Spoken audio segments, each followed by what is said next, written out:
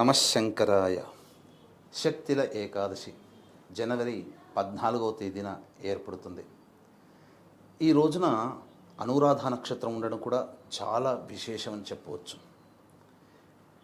ఈరోజు భోగి పండుగ కూడా అయింది.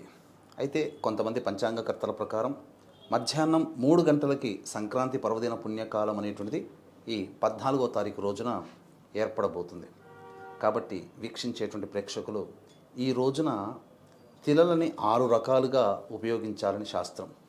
ఏకాదశి కాబట్టి, భోగి పండుగ కాబట్టి ఉపవాస నియమాన్ని పాటిస్తూ స్నానం చేసేటప్పుడు బకెట్ నీళ్ళల్లో కానీ లేదా మన తలపైన కానీ నల్ల నువ్వులు వేసుకొని మన శరీరం మీద గుండా ఇలా తిలలు వెళ్ళాలనే ఉద్దేశంతో స్నానం ఆచరించాలి. ఒకటి. ఇక రెండవది, స్నానం ఆచరించిన తరువాత నల్ల నువ్వులని బాగా పిండి చేసి శరీరానికి పూసుకోవాలి ఈ రోజున.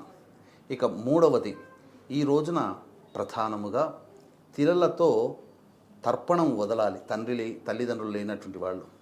నాలుగవది, ఈ రోజున తిలలు దానము చేయాలి.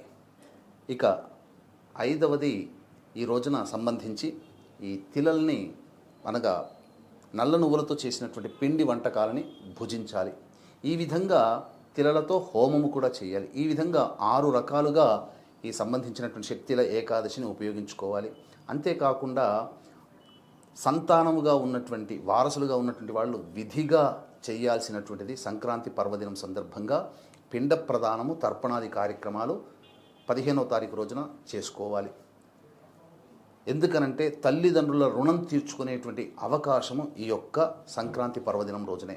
మహాలయ అమావాస్యకి ఎంతటి ప్రభావం ఉంటుందో ఈ యొక్క సంక్రాంతికి కూడా అంతే ప్రభావం.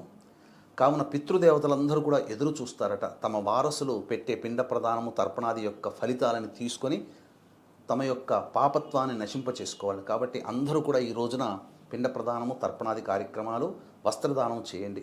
ఒకవేళ అవకాశం లేకపోతే మన పీఠం ఆధ్వర్యంలో మహామహిమాన్విత సుప్రసిద్ధ కాశీక్షేత్రములో బ్రాహ్మణులను కర్తగా పెట్టి పిండ ప్రదానము తర్పణాది కార్యక్రమాలు మీ తరపున చేయించడం జరుగుతుంది. వీడియోలు కూడా పంపిస్తారు.